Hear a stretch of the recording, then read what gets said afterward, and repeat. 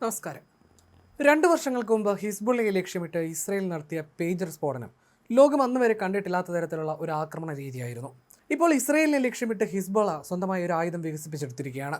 Jam ചെയ്യാൻ കഴിയാത്ത തരത്തിലുള്ള ഫൈബർ ഒപ്റ്റിക് ക്വാഡ് കോപ്റ്റർ ഡ്രോണാണ് ഹിസ്ബുള്ള വികസിപ്പിച്ചെടുത്തിരിക്കുന്നത്.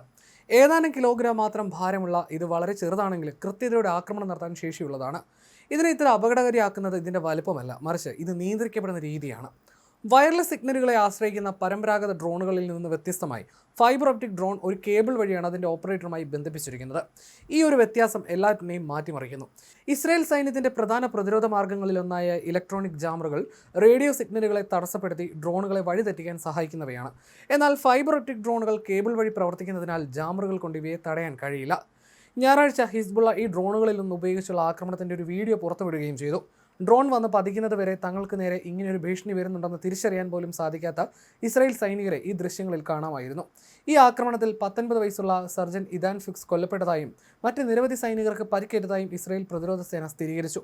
പരിക്കേറ്റവരെ മാറ്റാനായി ഒരു റെസ്ക്യൂ ഹെലികോപ്റ്റർ എത്തിയപ്പോൾ ഹിസ്ബുള്ള അതിനു നേരെയും കൂടുതൽ ഡ്രോണുകൾ വിക്ഷേപിച്ചു. ഡ്രോണിനെ അതിൻ്റെ ഓപ്പറേറ്ററുമായി ബന്ധിപ്പിക്കുന്ന കേബിളിന് 15 കിലോമീറ്റർ വരെ നീളമുണ്ടാകാമെന്ന് ഒരു ഇസ്രായേൽ സൈനിക വക്താവ് CNN പ്രതികരിച്ചു. ഈ കേബിൾ വളരെ നേർത്തതും ഭാരം കുറഞ്ഞതുമായതിനാൽ നഗ്നനേത്രങ്ങൾ കൊണ്ട് ഇത് കാണുക എന്നത് അസാധ്യമാണ്. ലക്ഷ്യസ്ഥാനത്തിൻ്റെ വ്യക്തമായ തത്സമയ ദൃശ്യങ്ങൾ ലഭിക്കുന്നതിനാൽ തന്നെ അപകട മേഖലയിൽ നിന്ന് വളരെ ദൂരെ സുരക്ഷിതമായി ഇരുന്നുകൊണ്ട് ഡ്രോൺ നിയന്ത്രിക്കാൻ ഇത് ഓപ്പറേറ്ററെ സഹായിക്കുന്നു. എന്നാൽ ഇത്തരം ഫൈബർ ഒപ്റ്റിക് ഡ്രോണുകളുടെ തുടക്കം ഹിസ്ബുള്ളയിൽ നിന്നല്ല. യുക്രൈൻ യുദ്ധത്തിലാണ് ഇവ ആദ്യമായി വലിയ തോതിൽ പ്രത്യക്ഷപ്പെട്ടത്. അവിടെ റഷ്യൻ സൈന്യം ഇവ വളരെ ഫലപ്രദമായി വിന്യസിച്ചിരുന്നു. ഡ്രോണിൻ്റെ കേബിളിനെ ഒരു ബേസ് യൂണിറ്റുമായി ബന്ധിപ്പിക്കുകയും ആ യൂണിറ്റിനെ ഓപ്പറേറ്ററുമായി ഘടിപ്പിക്കുകയും ചെയ്യുന്ന രീതിയിൽ റഷ്യ ഈ സാങ്കേതികവിദ്യ കൂടുതൽ വികസിപ്പിച്ചെടുക്കുകയായിരുന്നു. തെക്കൻ ലെബനനിലെ ഹിസ്ബുള്ള കേന്ദ്രങ്ങൾക്ക് തൊട്ടടുത്ത് തന്നെ ഇസ്രായേൽ സൈന്യം നിലയുറപ്പിച്ചിരിക്കുന്നതിനാൽ ഈ മേഖലകളിലും വടക്കൻ ഇസ്രായേലിലുമുള്ള ഇസ്രായേൽ സൈനികരെ വേട്ടയാടാൻ ഹിസ്ബുള്ള ഈ ഡ്രോണുകൾ ഉപയോഗിച്ചു തുടങ്ങിയിട്ടുണ്ട്. ഈ 2 പ്രദേശങ്ങളും ഈ ഡ്രോണിൻ്റെ പരിധിയിൽ വരുന്നവയാണ്. ചൈനയിൽ നിന്നോ ഇറാനിൽ നിന്നോ ലഭിക്കുന്ന അടിസ്ഥാന ഡ്രോണുകളിൽ ഗ്രനേഡുകൾ സമാനമായ സ്ഫോടക വസ്തുക്കളോ ഘടിപ്പിച്ചാണ് ഹിസ്ബുള്ള ഇവ നിർമ്മിക്കുന്നതെന്നാണ് വിവരം. വളരെ ചെലവ് കുറഞ്ഞ രീതിയിൽ നിർമ്മിച്ചെടുക്കാൻ കഴിയുന്നു എന്നതാണ് ഈ ഡ്രോണിൻ്റെ മറ്റൊരു പ്രത്യേകത. വരുന്ന ഡ്രോണുകളെ തടയാൻ വലകളും മറ്റ് തടസ്സങ്ങളും ഏർപ്പെടുത്തിക്കൊണ്ടാണ് IDF ഇതിനെ നേരിടുന്നത്. യുക്രൈനിലും സമാനമായ രീതി തന്നെയാണ് പിന്തുടരുന്നത്. എങ്കിലും ഇതൊരു പൂർണ്ണമായ പരിഹാരമല്ല, ഞങ്ങൾ ആഗ്രഹിക്കുന്നത്ര ഫലപ്രദവുമല്ലെന്നാണ് ഒരു IDF ഉദ്യോഗസ്ഥൻ CNN പ്രതികരിച്ചത്.